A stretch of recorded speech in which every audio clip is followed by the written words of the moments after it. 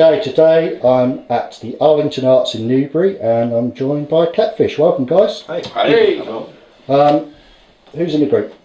Hello, my name is Matt Long. I'm Paul Long, I play the keyboards. I'm Kevin, I'm the drummer. I'm Adam and I play the bass. So you've got a new album, third studio album, I believe? Yeah, third album and an EP we did as well. Yes, yeah. fourth release. Yeah, third full album. And it's Burning Bridges. It is, yeah. And I believe May the 7th is the release date. Officially now, yeah, it is, yeah. Yeah. I think it is, yeah. It is. Yeah, let's go with that. We've run out of time to just keep saying soon. That's what I've been saying for the past year. I've seen you guys are doing an album launch show as well, Tuesday Night Music Club. Tuesday Night Music Club, yeah. Is that sold out already? Yeah, It is. some time ago, Yeah.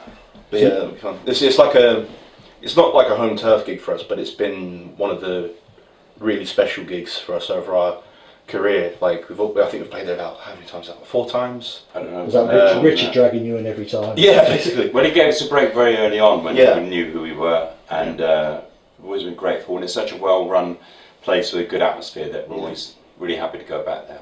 It seems like home in a way. Yeah. Even if we're not gigging there, sometimes if we've got Free Tuesday, we'll go around and see whoever's on as well. Like it's just such a great club, and it felt right to kind of do a launch show there, I have to admit. I mean, like you say, you've got a core fan base there that have followed you from the start, pretty much. And no, I think it's nice to pay back the fans. Exactly, yeah. Like we know for a fact that there's always going to be a good show there for us, and you know that everyone's going to be really excited to be there. And also, it's the 200th show of the club, Which is amazing. which is another big selling point for me. Like it's just that the fact that it's gone on for so long and done so well. It's just huge. Oh, was it last year they all put a video together for Richard, didn't they? Yeah, for his 60th. Yeah, for the birthday. Yeah. That was pretty special. The nice thing about the Tuesday Night Club is that everyone goes there to listen to the music, to listen to the bands.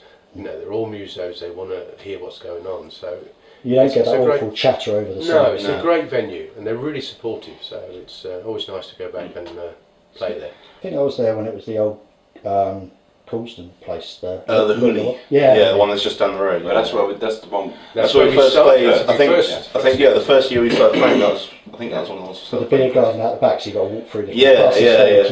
That's amazing. So after the album release, you guys are off to Europe. Yeah, a few times out of the year we're going to Netherlands, Germany, Czech Republic, Luxembourg, Belgium, Switzerland, France. Yeah. I think so. Various few other things as well. Yeah. Is that the Burning Bridges tour? Is it? Is that? Yeah, it's the never-ending tour, but it's this affectionately British tour, which you can see on here. We've got all the gigs on, so it's there, man. yeah. Busy times for us. So is that club shows or is it festivals or A bit of both, really. Some of the things out in Europe are some pretty big festivals, actually, and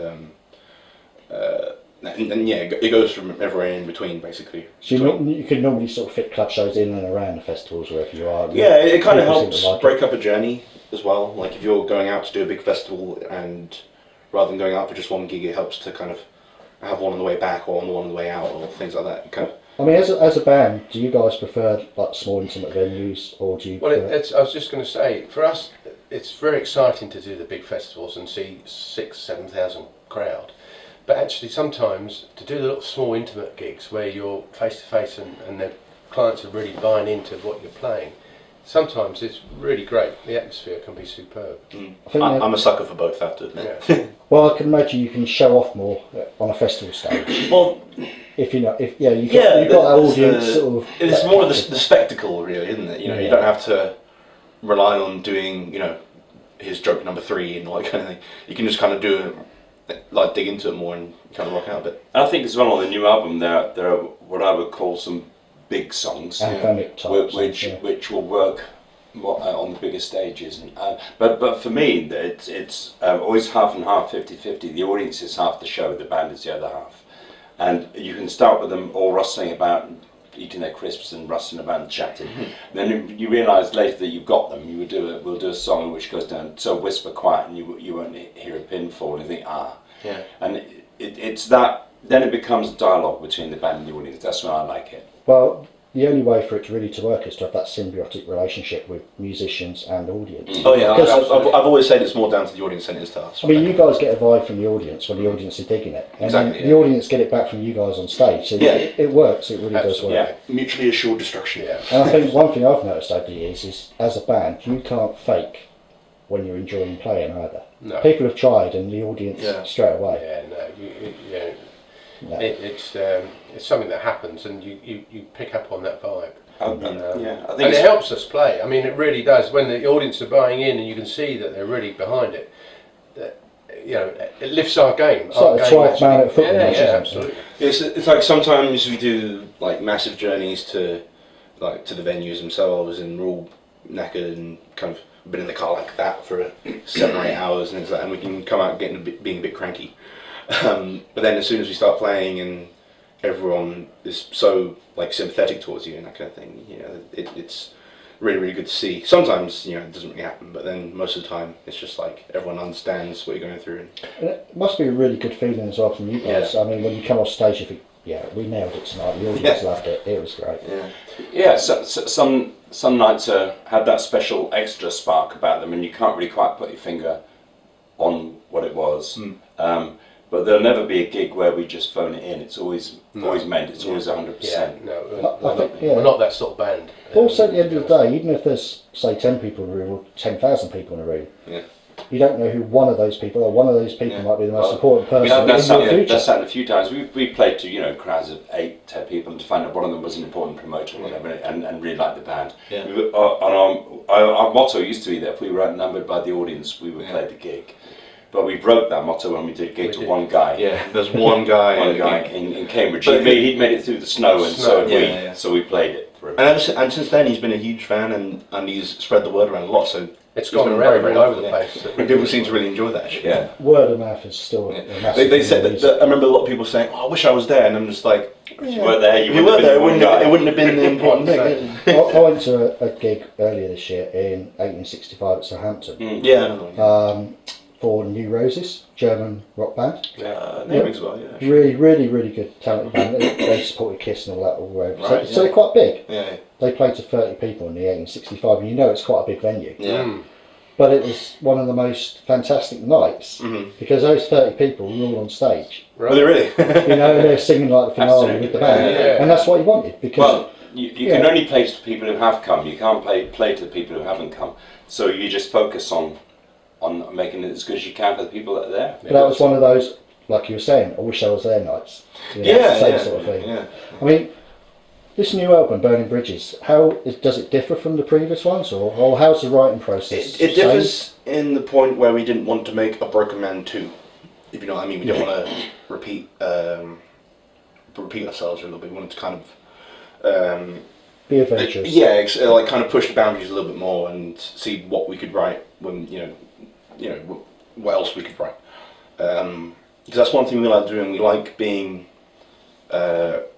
diverse in the point where we could play like a jazzy kind of song next to a big anthemic rock song kind of thing, and everything in between. So I think we've done that a little bit more on this album. I think we've kind of delved deeper, and we've also, for me personally, we've written about songs that I was almost scared to write about than I was a couple of years ago when we did Broken Man. Talking about subjects that Personal stuff, exactly, like They make the best blues songs, though. well, that's the thing. That's why I kept telling myself, and it was a shame not to write about it. But it was one of those things where it's like you don't know how to write about it because you don't know if it's not going to be good enough. Or is it too personal to even? Exactly. Yeah. Is anything you're going to do going to be good enough to do that? And does anybody else care about what I feel? Exactly. Yeah. Like there's one song in particular. It's the last song on the album. That's about. I suffer from depression and anxiety quite a lot of the time, and it's about that. And in my process of writing it, I was so like self-deprecating and like, no, no one's going to care about this, and But I wrote it and then finished recording it, and I thought, you know what, even if no one likes it, I'm kind of proud that I've done that. It's helped you. Exactly. Yeah. That's it. But things like that, we've kind of dared a bit more with this album, I think. The other thing on this album over the last one has been more co-writing. rather than Matt or me turning up with a song and here's my song. It's been much more, Matt, I've got this idea for a song, but I'm a bit stuck in the middle. And we've co-written quite a lot this time, and Adam and Matt have written the song as well. So that adds to the diversity, I think, anyway, of the fields that are going on. Because everybody's got their own influences. It's great to have that multi-mix of... I think there's still a couple on the album where I think it was mainly you and mainly me. But I think most of it, everyone had their own kind of input on things, which is kind of fun. That's awesome. I mean, like I say, it gives your fans a different direction. And then they stuff change. they still like. Cause but then they change again, because we get in the rehearsal room and start playing, and you go, oh, it's going to go like this. And live, it's always a lot heavier and changes anyway. Oh, we're already playing some of the new album stuff different. Yeah, exactly. I haven't even released it. The record doesn't go out, and we're still we're already playing But different. like Broken Man, I think on this new album there is something on there for everybody. You know, there is quite a diverse styles in there, so everybody will be able to pick a number out that really means something to them, and the words and the melody. So I think it's exciting for us to see how this new album's going to be received after the last one. I think it's good for you guys as well, though, to challenge yourselves and not become stagnant. Well, that's ever since we've started writing music together, because we originally started out as, back in the first 6 months when we were playing, started out as just a sort of a covers fun band. Then when we started writing our own stuff, it got a bit more intimate and personal. And I made a point to be like, there's thousands of people out there, millions of people who can play 12-bar blues really, really well. For every song, and that's fine. That's their sound. I felt our sound could do something a bit different that fitted us more, rather than the whole night being a 12-bar blues 15-minute long song just solo. I mean, I'm exactly the same photography. If there's 20 photographers in the pit, there'll be 19 one side, I'll be the one the other. Because nobody wants to see 20 pictures the same. Nobody wants to hear 20 songs that sound exactly the same. There's got to be different. Yeah, there'd be nothing wrong with those photos, but there'd also be nothing wrong with other bands doing that kind of stuff as well. I just wanted to stress how we felt like we didn't want to just fall into that routine, if you know what I mean. I think it's natural that you evolve. Anyway. Exactly. The sound has evolved. The sound has evolved hugely since Adam joined us about 18 months ago as well. He's made us all up our game a bit. So you can blame me if the new album's too rocky. I mean, because you guys have won British Blues Awards and stuff previously. British Blues Award and the UK Blues Award. Which is fine, which is good for us. It's good to be recognised by the audience, because those are voted for by the public, not a panel of experts or anything. That makes it worth something. It does. I mean, it's easy to knock these things, but they mean a lot to us because they've come from the people who come and see us. And that's all you want. You want to entertain the guys, entertain the women. Exactly. And it's not like we try not to rely on it too much, but at the same time, it's nice to know that people out there are actually listening and appreciating it. It's more like a chance for us to say thank you to everyone more than anything. It's just a thank you for actually coming out to our show. Literally, when you do say this is for the fans, exactly what it is. Exactly. It's all down to them, really. I mean, when you were back from Europe after the end of May and stuff, what UK festivals have you got this year? We're going to Linton, and so that's one in Herefordshire. Ross on Wye, and we're doing Old Bush. We're headlining Old Bush actually. And there's bound to be more that I can't remember now. I can never remember. I haven't got my glasses. That's a good point. There's quite a few you can find festivals our gig in. list, There's quite a few festivals in Europe over the summer on the website. There's a lot of Rotherhide festivals abroad and things like that. Rotherhide. What else have we got? Lynn, that's near Manchester. Lim. Yeah. Well, apart from the language barrier, what's the main difference between playing a festival in Europe and playing in the UK? Is it a different crowd? It's like, remember earlier when we were talking about how intimate gigs, people will be super quiet and things like that. It's like that, but on a bigger scale as well. With when you play the festivals, like people are there to listen and appreciate the music, despite the fact there's thousands of people there. So like even if there's 3,000, 4,000 people there, if you're talking in the middle of a song, if you're talking at the end of in between songs, everyone looks at it. Everyone would be listening. Everyone would be like sat there and everything. You know, like we played out in Belgium, Swing Westbala Festival, and yeah, it was exactly that. There was about, I think it was one of the biggest audiences we've ever played to, like 4,000 or 5,000 people. And obviously people way in the distance maybe were talking, but like in my field of vision, like I could just see all of their faces at the same time, so they're all just there. I had a strange one a few years ago. Whiskey Myers, I don't know if you know, an American band from Texas. No, they came over supporting Cadillac Free. Oh, yeah. And they played, the first gig they played was in Leeds, Brudenell, or Wardrobe, I think it was.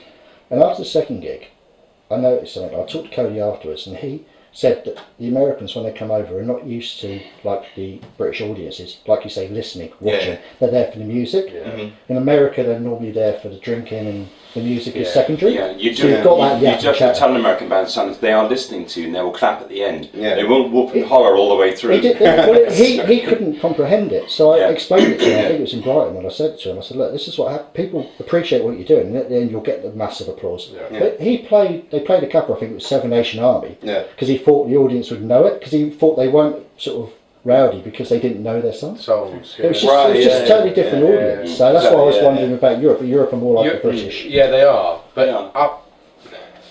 But because they used up slightly, I think, because they're used to paying good money to go and see bands, and it's a family day out. The whole family go. I mean, in Westborough there was kids, you know, from little tots right the way through to grands there in the market square. And they appreciate the trouble you guys are taking to get there. Yeah, and they really enjoy going out to see live music. Yeah, but I think even in the club and theatre shows we did there, what I would notice is the audience is a little bit younger than they are over here as well, as an average. They probably listen to their parents' record collection, and it's kind of just, it's good parenting. Yeah. But like, for the equivalent of that to happen over here, it's like I've had a lot of kids come up to me and say, "Oh, my parents brought me out to this gig," and I was like, "Blues, what's blues?" and that kind of thing. And then by the time the gig's over, they really enjoyed it, and we'll see them at future gigs and things. No, that's great. But yeah, I know tonight it's just you guys. There's no support acts. So you're doing 2 sets tonight. Yeah, we are. Yeah, I think we are. Yeah. Yes, we are. 2 sets. Is that a normal thing for you guys? I prefer doing 1 set, but quite a lot of the clubs still want you to do 2. Yeah. If we have a support act, we'll tend to do 1. Yeah. And I prefer doing 1 personally, but. Yeah, because if you take a break in the middle, sometimes the adrenaline that you've built up kind of disappears, and you have to kind of start from the beginning again. But also sometimes if you're going for 2 hours straight or however long it is. Sometimes your voice can take its toll. So unless we start writing the instrumental stuff, and then I'm looking forward to tonight. Can't wait to watch the show. Me too. It's gonna be fun. Thanks for talking to us today at Two Finger Media, and best of luck with Burning Bridges. Thank you very much. I'm sure it'll go down a storm, and for the rest of the year, have a great tour, and thank you very much. Good luck. Thank you. Fabulous. Thank you.